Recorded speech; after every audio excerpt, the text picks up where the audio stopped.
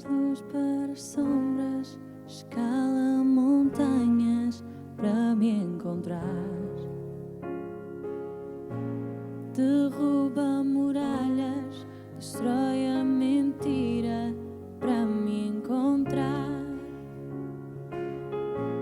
Traz luz para as sombras, escala montanhas para me encontrar. Derruba muralhas, destrói a mentira para me encontrar. Oh, impressionante, infinito, ousado amor de Deus. Oh, que deixa as 99 só para me encontrar. Não posso comprá-lo, nem merecê-lo, mesmo assim se entregou. Oh, impressionante, infinito, ousado amor de Deus.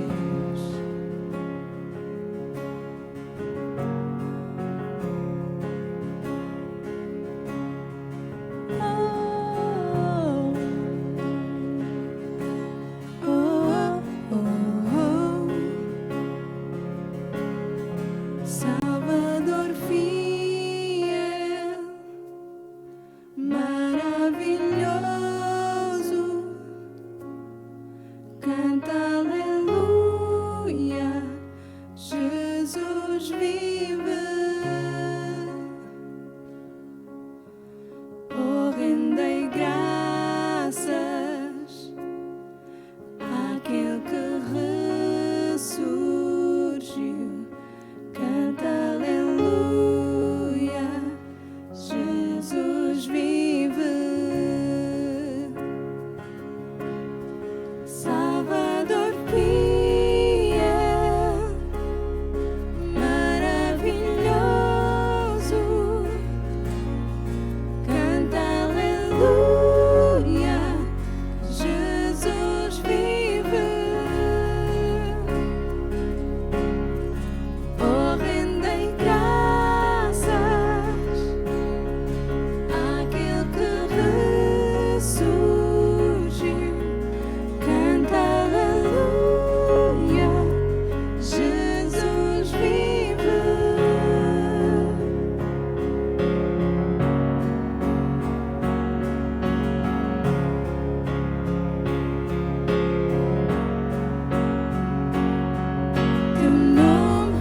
Teu nome é vencedor. A Cristo, o Rei, todo louvor. Teu nome é vencedor. A Cristo, o Rei, todo louvor. Da derrota me erguerei pelo Espírito de Deus. Ressurreição do Rei é ressurreição em mim.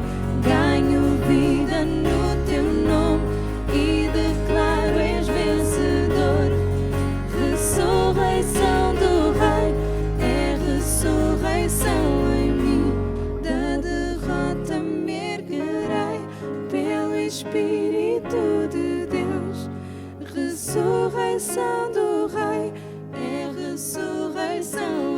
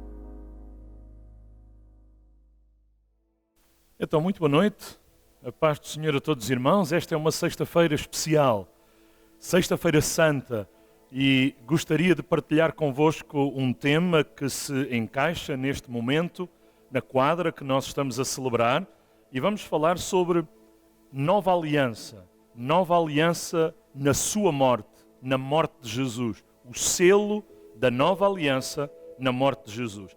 Em Hebreus, capítulo 9, versos 15 a 17, a Escritura Sagrada diz-nos que Jesus é, por isso, mediador de um novo testamento, para que, intervindo a morte, para a remissão das transgressões que havia debaixo do primeiro testamento, os chamados recebam a promessa da herança eterna.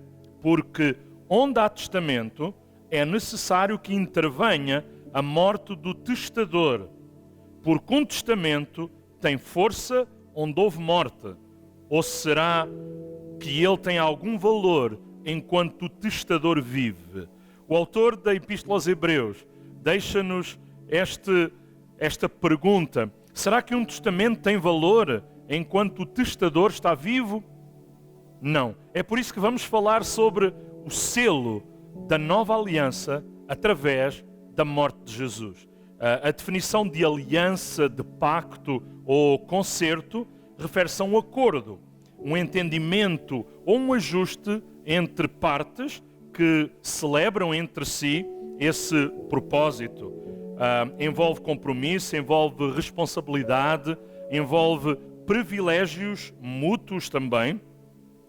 E os termos da antiga aliança, do Antigo Testamento ou do Antigo Pacto, da parte de Deus, era de que Deus era Jeová, o Deus da nação de Israel, protegendo a nação, fazendo-a prosperar, abençoando-a, cuidando deles, protegendo-os dos seus inimigos. Deus prometeu também que lhes daria uma terra em possessão, que seria Israel, e Deus prometeu que lhes daria um reino e de que um descendente desta nação, deste povo, iria ser o Messias, o Salvador do mundo. Os termos deste pacto ou desta aliança da parte de Israel era a obediência incondicional à lei de Deus. Deus desejava que eles pudessem obedecer à lei moral, à lei civil, à lei cerimonial e que a sua obediência fosse uma obediência incondicional. Um símbolo dessa aliança, da antiga aliança do Antigo Testamento, era a circuncisão. Era um símbolo físico, exterior, de algo que espiritualmente Deus queria fazer nos seus corações. Outro símbolo era a Páscoa, tomar um cordeiro sem defeito e recordar o dia em que Deus os tinha liberto da escravidão do Egito. Havia ainda a Arca da Aliança, com as tábuas da lei e onde estavam os 10 mandamentos. Era assim que na antiga aliança as coisas deviam funcionar. Eram estes os termos do acordo, da aliança, do concerto do Antigo Testamento.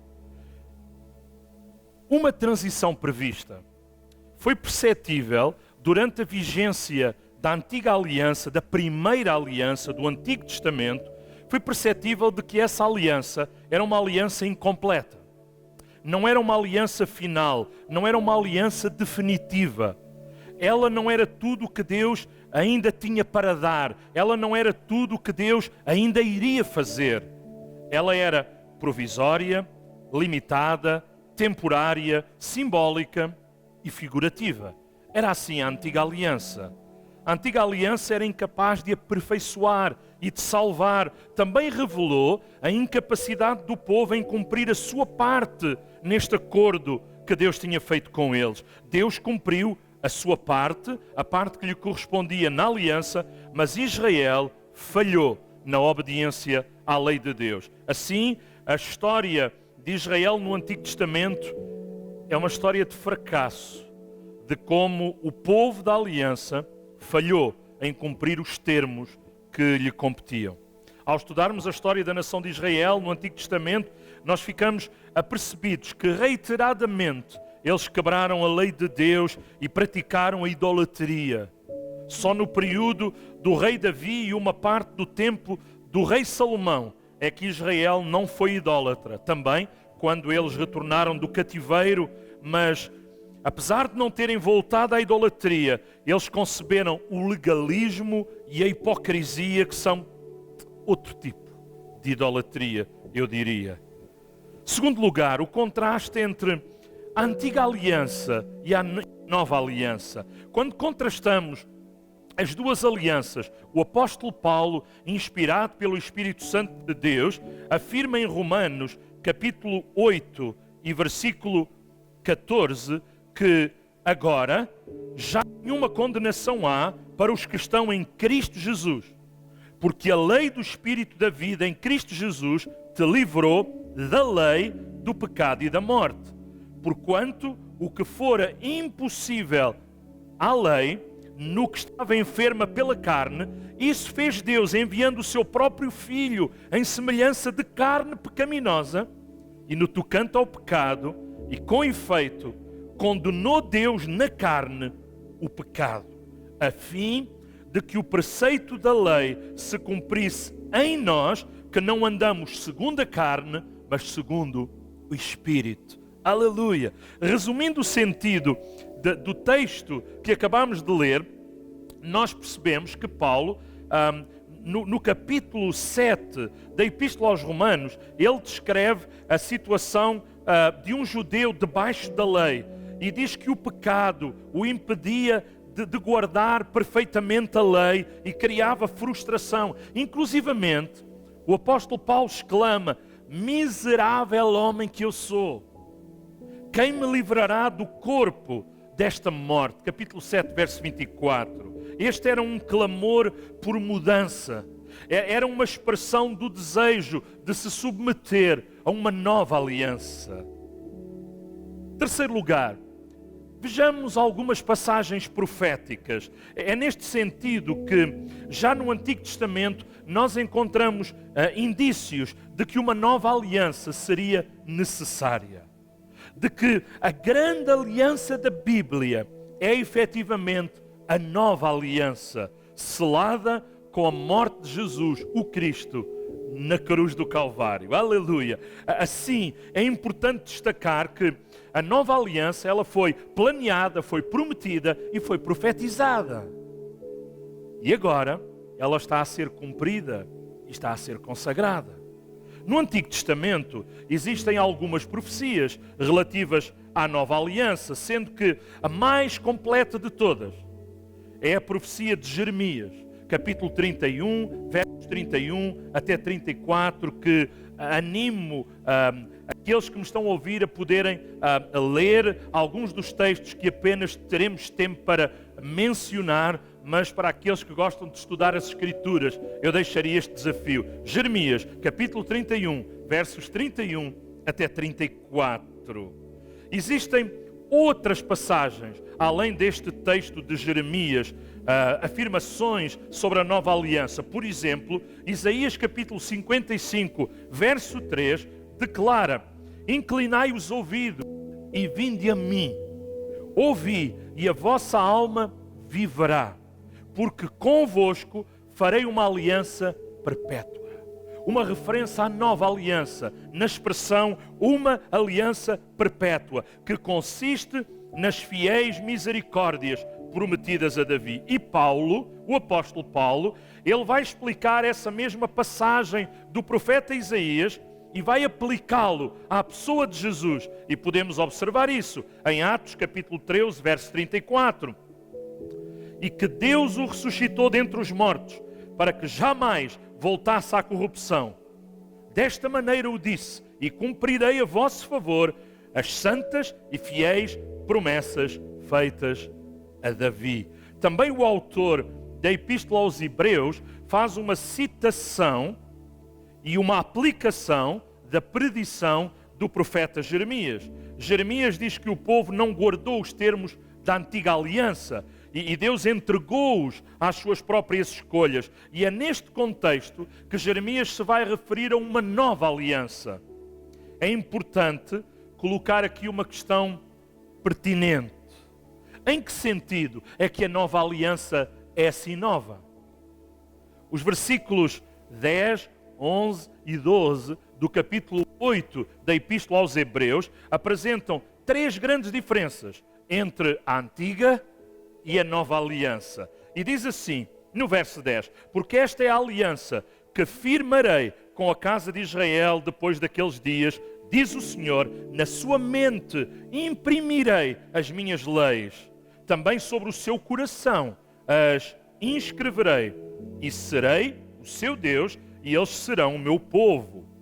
E não ensinará jamais cada um ao seu próximo, nem cada qual ao seu irmão, dizendo, conhece o Senhor, porque todos me conhecerão, desde o menor até ao maior, pois para com as suas iniquidades usarei da misericórdia e dos seus pecados jamais me lembrarei. Estamos nesta sexta-feira a lembrar-nos da morte de Jesus na cruz do Calvário. Estamos a lembrar-nos de profecias que apontavam para que Jesus que nasceu, Ele nasce com o propósito da cruz. Ele nasce com o propósito de remir os nossos pecados e de expiar os nossos pecados na cruz do Calvário. Ouça, uma vez a lei escrita em tábuas de pedra, Deus decide, em vez disso, Deus decide pegar nos seus estatutos, nos seus preceitos e escrevê-los nas tábuas do coração.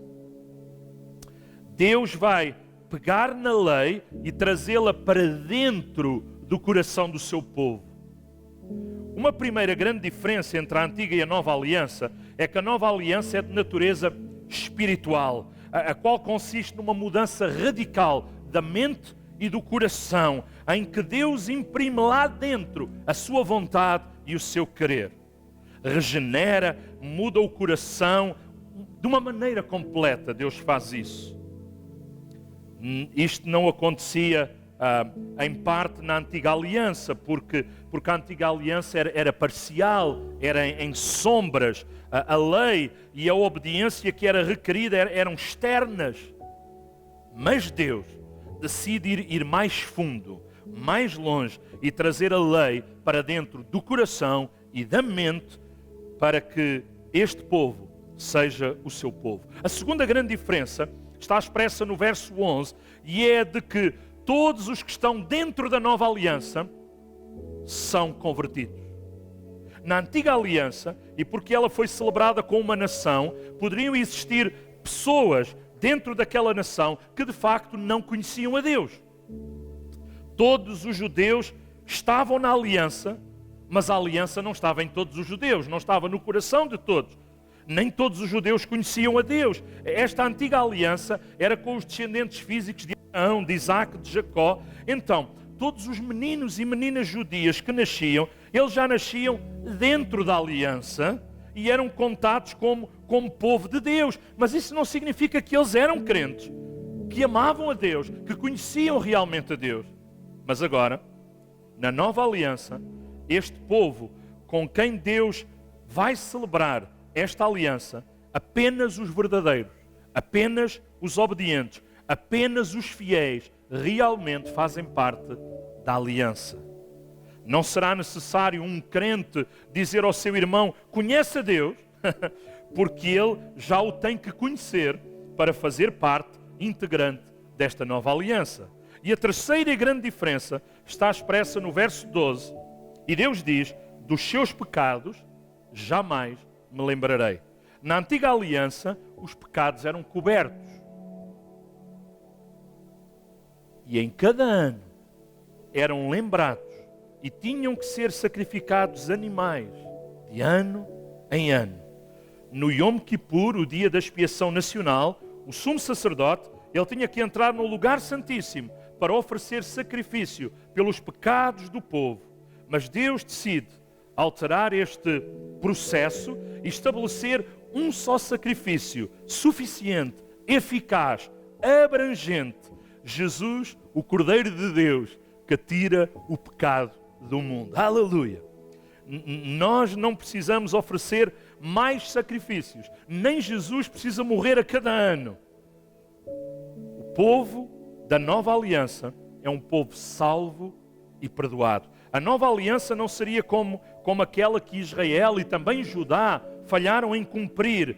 Na inspiração do Espírito Santo, os escritores do Novo Testamento citaram esta passagem de Jeremias para estabelecer o facto de que a nova aliança fazia parte dos planos de Deus. Na inspiração do Espírito Santo, cada um destes autores, ele refere exatamente isto. Hebreus 8, desde o verso 6 ao verso 13, que poderá ler posteriormente. Quarto lugar, a nova aliança em si. Em que consiste? O autor da carta aos Hebreus diz que Jesus é superior à religião do Antigo Testamento. Ele foi constituído como mediador desta nova aliança. Uma nova aliança que já estava embutida na antiga, profetizada na antiga e que agora chegou pela morte de Jesus Cristo. Foi selada com a morte de Jesus Cristo. A nova aliança já não está ligada à raça, mas está ligada à conversão. Já não é apenas com a nação de Israel, mas é com aquilo que o apóstolo Paulo denomina o Israel espiritual, o Israel de Deus. E os símbolos da nova aliança também são distintos. Na antiga aliança era a circuncisão, mas na nova aliança temos o batismo. Na nova aliança temos a celebração da ceia do Senhor, que é um memorial diferente da Páscoa. A Páscoa tinha a periodicidade de uma vez por ano.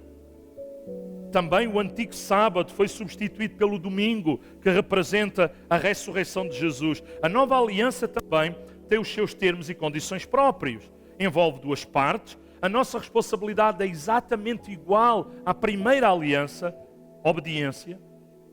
Mas há um fator novo.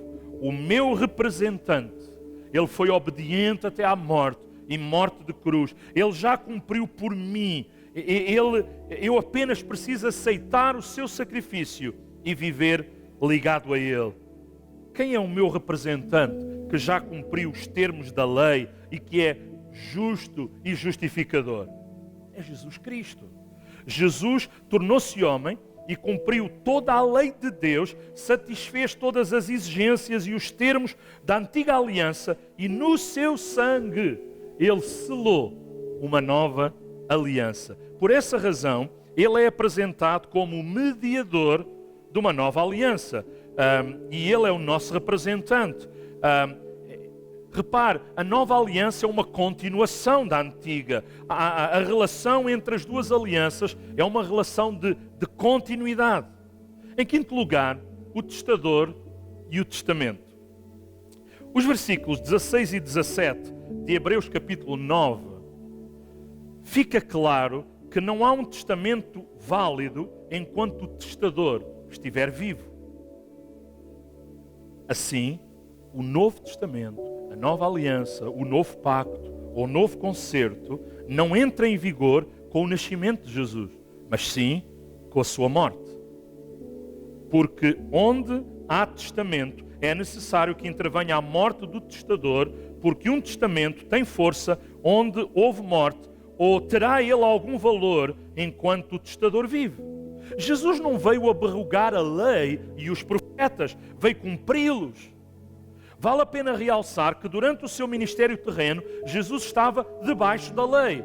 Ele viveu, ele nasceu, ele cresceu, ele viveu, desenvolveu o seu ministério debaixo da antiga aliança. A nova aliança, ela não começa nas folhas em branco. O Novo Testamento não começa nas folhas em branco que nós temos no meio, algures da nossa Bíblia.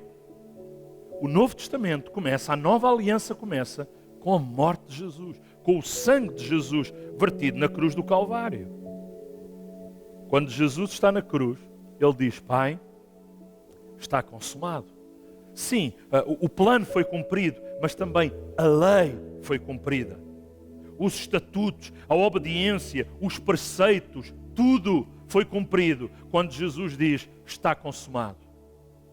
É por isso que o autor da Epístola aos Hebreus comunica aos Hebreus e a nós que Jesus é o mediador de um novo concerto, de um novo testamento, de uma nova aliança. E a Epístola aos Hebreus afirma-nos isto, que só há novo testamento, novo concerto, novo pacto ou nova aliança com a morte do testador. E assim, nós vamos ter o Novo Testamento validado com a morte, com o verter do sangue de Jesus Cristo no Calvário. Percebemos que o ato da consumação de uma nova aliança ou de um novo testamento é o derramamento do sangue de Jesus Cristo lá na cruz do Calvário.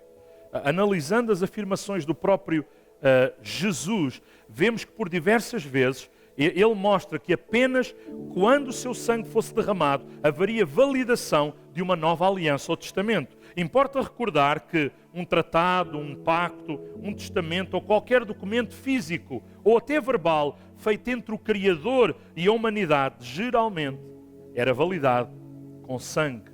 Sangue esse que apontava para o sangue do Cordeiro de Deus, que haveria de verter o seu próprio sangue, selando esta nova aliança entre Deus e a humanidade. Sexto lugar, Jesus, o Cordeiro de Deus. Aleluia! Eu gosto de pensar nesta expressão. Quando Jesus foi ter com João Batista a Betânia para ser batizado, ele reconheceu como o Cordeiro de Deus, aquele que haveria de dar a sua vida para selar o maior e melhor de todos os sacrifícios, para os quais todos os sacrifícios do Antigo Testamento apontavam para o sacrifício de Jesus, o Cordeiro de Deus. Em Mateus 26, 28, Jesus disse: porque isto é o meu sangue, o sangue da nova aliança, derramado em favor de muitos para a remissão dos pecados. Voltando de novo a nossa atenção à Epístola aos Hebreus, ao capítulo 9, versos 18 a 22, nós encontramos mais alguns aspectos dignos de considerarmos. Verso 18: porque nem a primeira aliança foi sancionada sem sangue, porque havendo Moisés proclamado os mandamentos segundo a lei a todo o povo, tomou o sangue de bezerros e dos bodes com água e lã e tinta de escarlate e ísopo, e aspergiu não só o próprio livro, como também sobre todo o povo, dizendo: este é o sangue da aliança, o qual Deus prescreveu para vós outros. Igualmente também aspergiu com sangue o tabernáculo e todos os utensílios do serviço sagrado. Com efeito, quase todas as coisas, segundo a lei, se purificam com sangue, e sem derramamento de sangue não há remissão. Finalmente, para concluirmos a transição entre alianças, este importante momento teve ocasião quando o Senhor Jesus Cristo, indo à cruz, experimentou a morte pelo homem, recebeu sobre si a maldição da lei que cabia aos pecadores, Gálatas 3:13, e ele exclamou dizendo: está consumado, João 19:30. Atempadamente Jesus tinha instruído os seus discípulos a respeito da nova aliança que iria ser promulgada no Calvário, nomeadamente quando eles estavam à mesa a fim de comerem a última Páscoa, momentos antes de Cristo ser levado para o sacrifício. Tomando Jesus um cálice, disse aos seus discípulos assim: bebei dele todos, porque isto é o meu sangue, o sangue da nova aliança, derramado em favor de muitos para a remissão de pecados. Mateus 26, 27 e 28, capítulo 26, versos 27 e 28.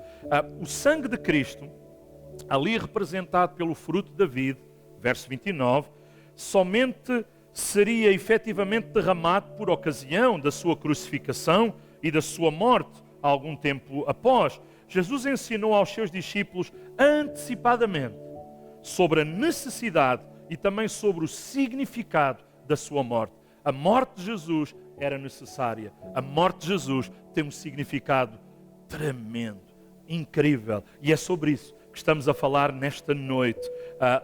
Quando os discípulos o vissem pendurado lá na cruz do Calvário, o seu sangue jorrando fora do corpo, eles deveriam lembrar-se daquilo que Jesus lhes tinha dito: este é o meu sangue, o sangue da nova aliança, derramado em favor de muitos. Você pode dizer aleluia, louvado seja Deus, amém. No cimo do monte do Calvário, Deus estava em Cristo, reconciliando consigo o mundo. Segundo aos Coríntios, capítulo 5, verso 19.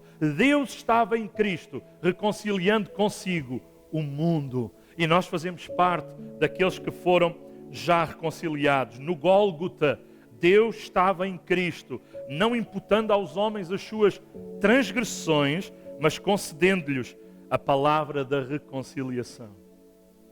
O episódio ocorrido neste monte, por ocasião da morte de Jesus, foi incrivelmente extraordinário e maravilhoso para nós, pois ali se encontraram Deus e os pecadores. E conforme diz o Salmo 85, verso 10, a justiça e a paz se beijaram. Naquele momento, a justiça e a paz, elas se beijaram. No contraste que Hebreus capítulo 12 faz entre o Monte Sinai, a antiga aliança, e o Monte Sião, a nova aliança, representando estas duas, mostra-nos inequivocamente que a primeira aliança tornou-se uma realidade na instauração de um novo concerto entre Deus e os homens. A reunião de Deus com os pecadores no alto do monte chamado a Caveira. É verdade que o juízo divino se derramava naquele momento, todavia recaía sobre o Filho de Deus, enquanto os transgressores podem encontrar perdão, salvação à sombra da sua cruz. Promulgava-se naquele momento da agonia de Cristo a nova aliança. Deus pactuava com o seu povo, tendo por condição a obediência e o sacrifício do seu próprio Filho. O unigênito de Deus que morreu para que hoje eu e você possamos ser também filhos amados do coração de Deus. Jesus, Ele foi o unigênito, mas hoje nós também somos irmãos e irmãs, filhos e filhas de Deus, por causa do sacrifício de Jesus Cristo. Ele selou a nova aliança com o seu próprio sangue. A inimizade, a separação que havia entre Deus e os homens foram abolidos, simbolizada pelo véu que se rasgou lá no santuário, de alto para baixo. Cristo realizou um sacrifício vicário, expiatório, substitutivo, tomando o nosso lugar, sofrendo todas as maldições da lei que nos deveriam ser imputadas. E assim, um novo e vivo caminho, como diz a Escritura, aleluia, aleluia, nos foi aberto, pelo qual nós nos podemos aproximar de Deus e permanecer na sua presença. Como está escrito, dando um grande brado, expirou, e o véu do santuário rasgou-se em duas partes, de alto para baixo. Marcos capítulo 15, versos 37, 38. A nova aliança foi marcada pelo rasgar do véu, e a separação que havia entre Deus e o homem foi abolida, foi removida. E sabe, Jesus cumpriu, Jesus selou uma nova aliança com o seu sangue. A nova aliança, recapitulando para a nossa conclusão, ela não começou com a anunciação, nem com a concepção, nem sequer com a encarnação, ainda que cada uma destas coisas faz parte do processo de transição do antigo para o novo pacto. Também não se iniciou com o precursor, ainda que João Batista o identificou como o Cordeiro de Deus que tirou o pecado do mundo. Tampouco se iniciou com a transfiguração, se bem que ali, no Monte Tabor, no Monte da Transfiguração, está a reunião dos mediadores ou representantes da antiga e da nova aliança. Pela antiga aliança temos Moisés, o grande representante da lei, e Elias, o grande representante dos profetas, representando a primeira aliança.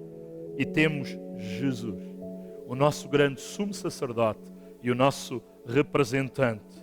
A nova aliança vai ter o seu ponto inicial com a paixão e morte de nosso Senhor e Salvador Jesus Cristo e o seu sangue derramado. Sobre o sangue que Ele iria derramar, Jesus, Ele disse alguma coisa muito interessante.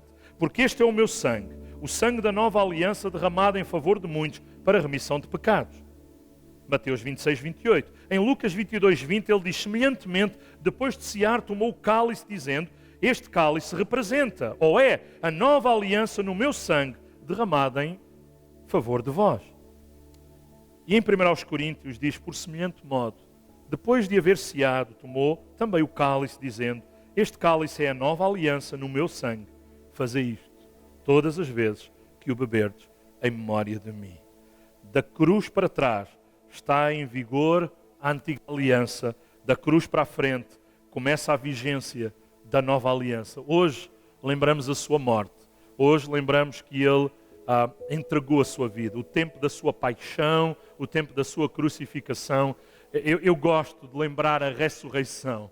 Mas a verdade é que a maioria das profecias da antiga aliança, elas cumprem-se na morte de Jesus e abre-se esta nova aliança na qual hoje nós podemos viver. E a natureza da aliança do Sinai, ela era exclusiva, era condicional, era terrena, era transitória, era imperfeita e era impotente. Mas esta nova aliança é alguma coisa totalmente diferente. Até Isaac, ele era uma representação profética de Jesus, o descendente que haveria de vir e dar a sua vida para a remissão dos nossos pecados. Quero concluir orando a Deus nesta noite, pedindo que Deus nos abençoe, pedindo que Deus nos ajude, pedindo que aprendamos a ser gratos, porque Jesus foi obediente, foi fiel até à morte, e morte de cruz. Aquilo que foi difícil para Ele, mas Ele foi lá para nos ganhar esta eterna e maravilhosa salvação. Um caminho de sangue foi pavimentado desde o Éden até ao Calvário. Deus estabeleceu os sacrifícios de animais por meio de uma medida provisória, até que viesse o verdadeiro, até que viesse o sacrifício genuíno que nos salva, que nos liberta. Tudo aguardava, tudo apontava para este momento da morte de Jesus Cristo. Oremos nesta noite, oremos com gratidão. Vamos agradecer porque Jesus veio, vamos agradecer porque Jesus viveu, mas vamos nesta noite, de uma forma muito especial, agradecer porque Jesus morreu. Morreu por ti, morreu por mim, morreu para nos ganhar esta salvação tão maravilhosa. A Bíblia diz que Ele foi exaltado e Ele é o nosso sumo sacerdote e que Ele está assentado à direita da majestade e que Ele é aquele que garante, Ele é o penhor, a reconciliação entre um homem pecador e um Deus santo foi feito por Jesus, lá na cruz do Calvário. Ouça, hoje o pecado já não pode ser o nosso estilo de vida. E a vida de santidade, de pureza, vida com Deus, deve ser o estilo de vida, deve ser aquilo que nos caracteriza. Pai, obrigado. Muito obrigado, Jesus, porque Tu foste fiel. Tu cumpriste e foste fiel até ao fim, até à morte e morte de cruz. Te agradecemos pela revelação que a Tua palavra nos traz deste plano remidor. E nós queremos estar unidos, ligados, conectados com o sacrifício do Calvário. Senhor, obrigado, porque Jesus, Ele em nosso lugar, se entregou para a remissão dos nossos pecados, o resgate da nossa vida. Tantas coisas difíceis, tantas coisas de pecado, tantas coisas das quais nos envergonhamos da vida antiga, mas Te louvamos pela nova vida, Senhor, que Tu nos tens dado, que Tu nos concedes e pela qual nesta noite queremos dizer ainda mais uma vez: Jesus, muito obrigado. A Deus toda a glória.